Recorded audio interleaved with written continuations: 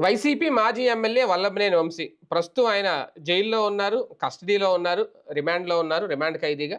ఇప్పట్లో అయితే బయటకు వచ్చే పరిస్థితి అయితే కనిపించట్లేదు. ఇది చాలా క్లియర్గా అర్థమవుతుంది. ఎందుకంటే ఆయనకి పీటీ వారెంట్ కూడా ఇష్యూ చేశారు. వేరే కేసులో కూడా ఆయన్ని అరెస్ట్ చేసే అవకాశం ఉంది అని తెలుస్తోంది. మరొక 2-3 కేసులు కూడా రెడీ చేసి పెట్టారు అనేది. అయితే విచారణలో భాగంగా విచిత్రమైన సమాధానాలు చెప్తున్నారు వల్లభనేని వంశీ అనేది. సాధారణంగా ఈయననే కాదు, గతంలో అరెస్ట్ అయినప్పుడు కూడా అందరూ కామన్‌గా వాడే పదాలు ఇవే. ఎవరైనా సరే గుర్తులేదు, తెలీదు, మర్చిపోయారని ఈ 3 పదాలే.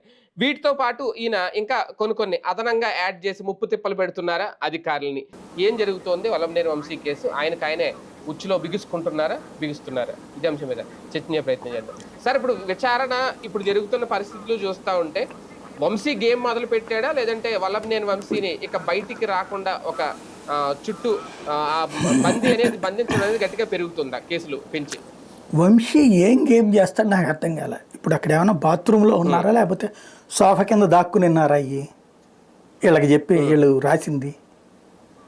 ఇదివరకు కనుక ప్రధానమంత్రి కార్యాలయంలో జగన్ ప్రధానమంత్రి కూర్చుంటే వీళ్ళు కూర్చుని రాసేసేవాళ్ళు. అమిత్ షా జగన్ కూర్చుంటే వాళ్ళు ఏం మాట్లాడుకున్నారు ఇక్కడ కూర్చుని రాసేసేవాళ్ళు. అట్ట తప్పించి వాళ్ళు ఏమన్నారు, ఇతను ఏం చెప్పాడు, వీళ్ళకేం అర్థమైంది ముందు బేసిక్. అంటే విచారణలో ఈయన చెప్పారు అని రాస్తున్నవి అందులో అదే ఎవరు చెప్తున్నారు? దర్యాప్తు అధికారి చెప్తే రాయి. అదే దర్యాప్తు అధికారి ఎట్ట చెప్పాడని తెలిసిన దానికి ఏమైనా రాయొచ్చు. వంశీ అట్లా కాదు, దాని వెనకాల జగన్ పాత్ర ఉందని చెప్పాడని కూడా రాయొచ్చు. జగన్ చెప్తేనే చేశానన్నాడని కూడా రాయొచ్చు. ఏముంది అందులో? లేదా సాక్షి వాళ్ళు చంద్రబాబు చెప్తేనే పని చేశానన్నాడు అని కూడా రాయొచ్చు. ఏముంది అందులో? తెలిసింది అని రాయడానికి.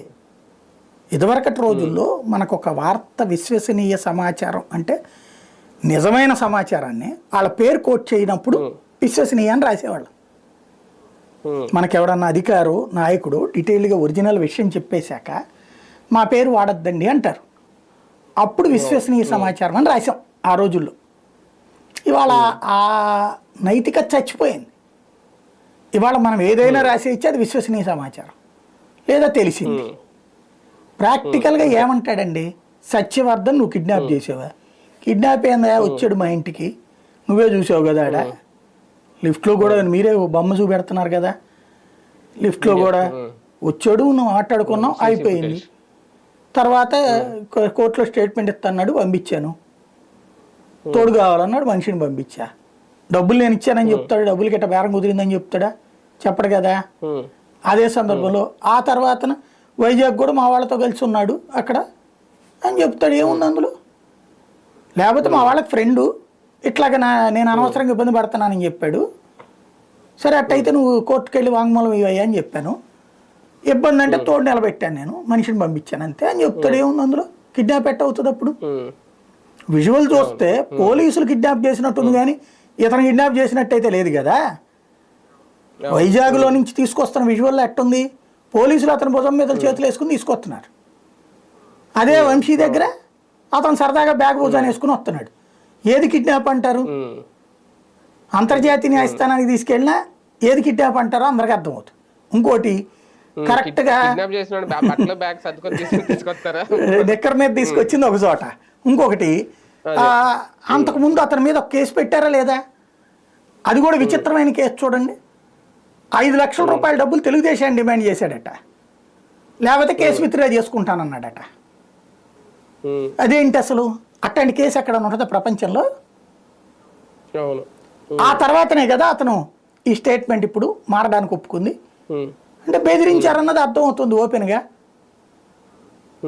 ఎవరు బెదిరించారో కనబడుతుంటే కాదు అని చెప్పి ఇప్పుడు వంశీ ఇట్లాంటి స్టేట్మెంట్ ఇచ్చాడంటే వెటకారంగా ఉండదా? పాయింట్ ఒకటే అక్కడ. వంశీ మీద ఇప్పుడు కేసులో ఖచ్చితంగా వస్తాయి, ఇంకా 10 కేసులు పెట్టచ్చు. ఆ విధమైనటువంటి అన్నీ తేలుతాయి. ఇక్కడ ఏదో ఒకటి చూసా, నవ్వుకున్నా. ఇది పరిహారం ఇవ్వలేదని కేసు పెట్టారట. ఏదో ప్రాజెక్టుకి పరిహారం ఇవ్వలేదని కేసు పెట్టారట, చీటింగ్ కేసు. పరిహారం ఎవరిస్తారు? ప్రభుత్వం ఇస్తుందా? ఇదే ఆ లెక్కనైతే నాగార్జున సాగర్కి సంబంధించి ఆ రోజు నుండి ఈ రోజు వరకు కాంగ్రెస్ ముఖ్యమంత్రులందరి మీద కేసు పెట్టాలి. లేకపోతే కనుక పోలవరానికి ఇప్పుడు ఎవరి మీద కేసు పెట్టాలా? పోలవరంలో ఇప్పుడు అందరికీ ఇవ్వట్లేదు కదా, కొంతమందికి ఇస్తున్నారు కదా పరిహారం. 41.5 అడుగులు ఎత్తులో పునిగే వాళ్ళకి ఇస్తున్నారు కదా, మరి మిగతా వాళ్ళందరూ కేసు పెట్టాలి కదా. లేదా ఇంతవరకు పోలవరం డబ్బులు అవ్వలేదు కదా పూర్తిగా, కాబట్టి కేసులు పెట్టారు. ఇంతకుముందు ఎవరిదన్నా సరే ఏదో సివిల్ సెటిల్మెంట్ చేశారు, ఇట్లాంటి కేసులు నడుస్తాయి. ఇప్పుడు వీళ్ళ అనుచరులు ఏదైనా చేస్తే ఇప్పుడు వాళ్ళందరికీ ధైర్యం వచ్చినట్టు.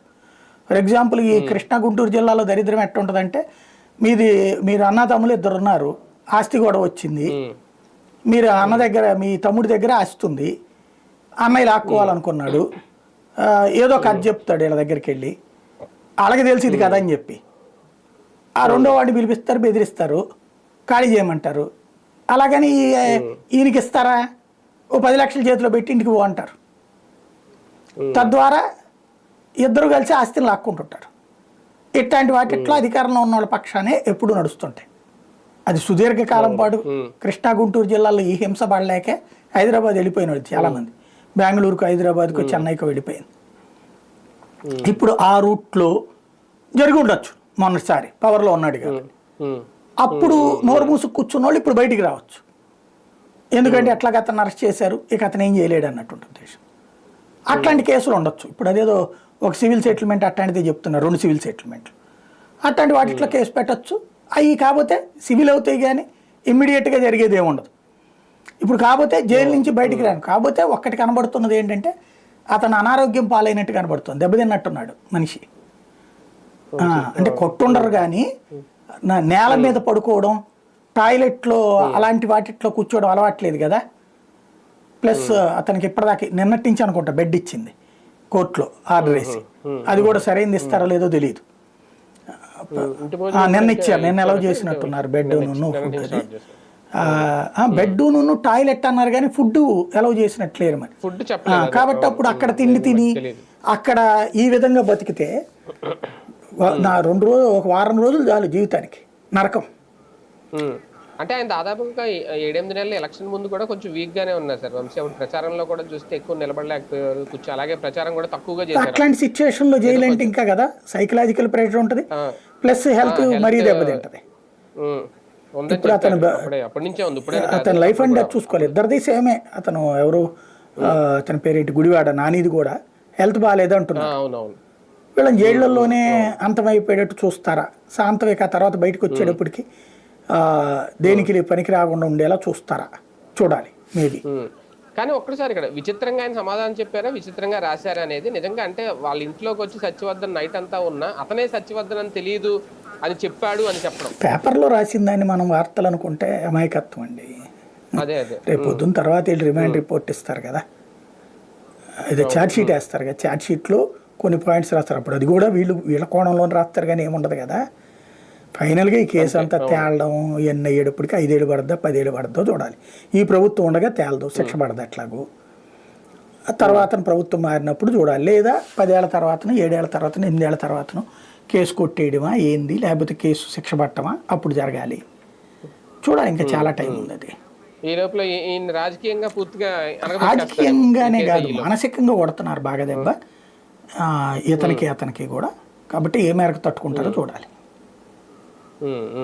సార్ ఇదే టైంలో అంటే వంశీ మీద పీటీ వారెంట్ ఇష్యూ చేయడం కూడా, ఒకవేళ దీంట్లో బెయిల్ వచ్చినా బయటకు వచ్చినా రెడీగా ఉన్నాయా కొన్ని కేసులు?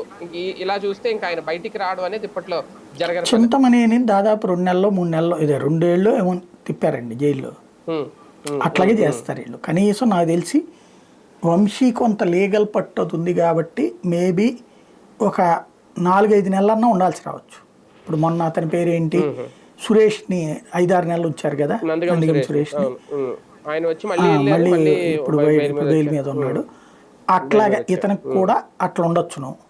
అయితే ఒకసారి ఈ కేసులన్నీ తేలిపోయి బెయిల్ వచ్చిన తర్వాత ఇక ఆ తర్వాత పెద్దగా ఏం చేయడానికి ఉండదు. కేసులు ఏమైనా పెట్టినా ముందస్తు బెయిల్ వచ్చేస్తుంటాయి. పొలిటికల్ అనే కోణంలో కోర్టులు కూడా చూస్తాయి అనమాట. మొత్తం మీద గట్టిగానే టార్గెట్ అయ్యారు వంశీ అనేది అయితే అర్థమవుతుంది. రైట్ చూద్దాం. వల్లభనేని వంశీ అయితే ఇప్పుడున్న పరిస్థితులను బట్టి ఇప్పట్లో అయితే ఆయన బయటికి రారు అని అర్థమవుతుంది. ఓకే, అది 4 నెలలు పడుతుంది, 5 నెలలు పడుతుంది, 7 ఏళ్ళు పడుతుంది అనేది వేచి చూడాల్సిన అంశం. కాకపోతే ఆయన నిజంగా ఈ తరహా సమాధానాలు చెప్తున్నారా విచారణలో? ఇప్పుడు కస్టడీ పొడిగించాలని కూడా అడిగారంట కోర్ట్‌ని. అదే గనక జరిగితే ఇంకా ఏ స్థాయిలో విచారణ జరుగుద్ది? ఏంటనేది ఇంకా వేచి చూడాలి.